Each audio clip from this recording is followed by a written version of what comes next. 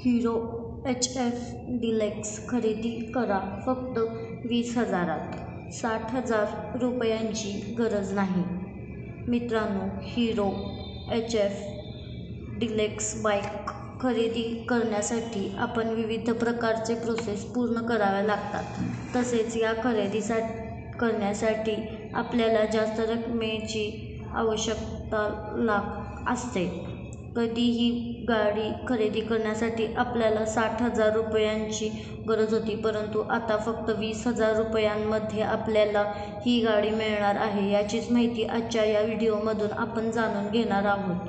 Hero या कंपनीकडून येणाऱ्या बाईक्स बऱ्यापैकी आहेत. त्याच्या हिरो FC डिलक्स बद्दल बोलायचे तर हे ग्रामीण भागात खूप पसंत केले जाते. ही बाईक खूप चांगली मायलेज देते आणि त्यात बसवलेले इंजिनही चांगले पॉवर जनरेट करते. 65,000 रुपयांच्या किमतीत येणारी ही बाईक अनेकांची पहिली पसंती असते. विशेषतः जे डिलिव्हरीचे काम करतात त्यांना हिरो HF डिलक्स खूप आवडते. तुम्हीही ही बाईक खरेदी करायला गेलात तर तुम्हाला ती 65,000 च्या शोरूम किमतीवर मिळेल, जी रस्त्यावर येईपर्यंत अंदाजे 80,000 होते.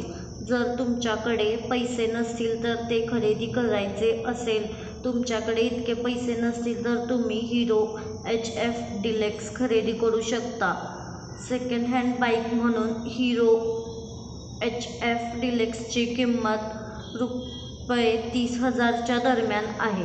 हिरो HD डिलक्स खरेदी करून फक्त 20,000त तुम्ही ऑफलाईन मार्केटमध्ये गेलात तर तुम्हाला ती बाईक येथे चांगल्या डीलर्ससह मिळते. त्याच वेळी जर तुम्हाला ती स्वस्त बाईक खरेदी करायची असेल तर तुम्ही ऑनलाईन जावे लागेल. तेथे 2011, 12 आणि 13 मॉडेल उपलब्ध आहेत. त्याची किंमत खूपच कमी आहे. हिरो HF डिलक्स येथे परवडणाऱ्या किमतीत उपलब्ध आहे.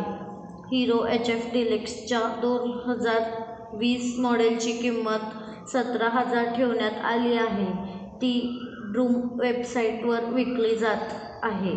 हिरो HF डिलक्सच्या 2015 ची मॉडेल 25,000 देण्यात आहे.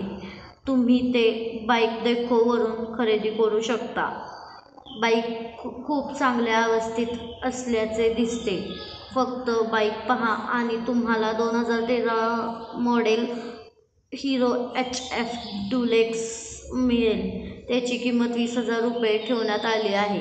ही बाईक खूप चालवली आहे, मात्र आपण चाचणी राईड करून त्याची स्थिती पाहू शकता. खाली दिलेल्या वेबसाईटवर याबद्दलची सर्व माहिती तुम्हाला मिळू शकते. https://droom.in अशा प्रकारे मित्रांनो, तुम्ही देखील बाईक घरातली खरेदी करायची असेल तर नक्कीच तुम्ही या वेबसाईटवर जाऊन त्याची सविस्तर माहिती पाहून बाईक खरेदी करू शकता, तेही कमी किमतीमध्ये.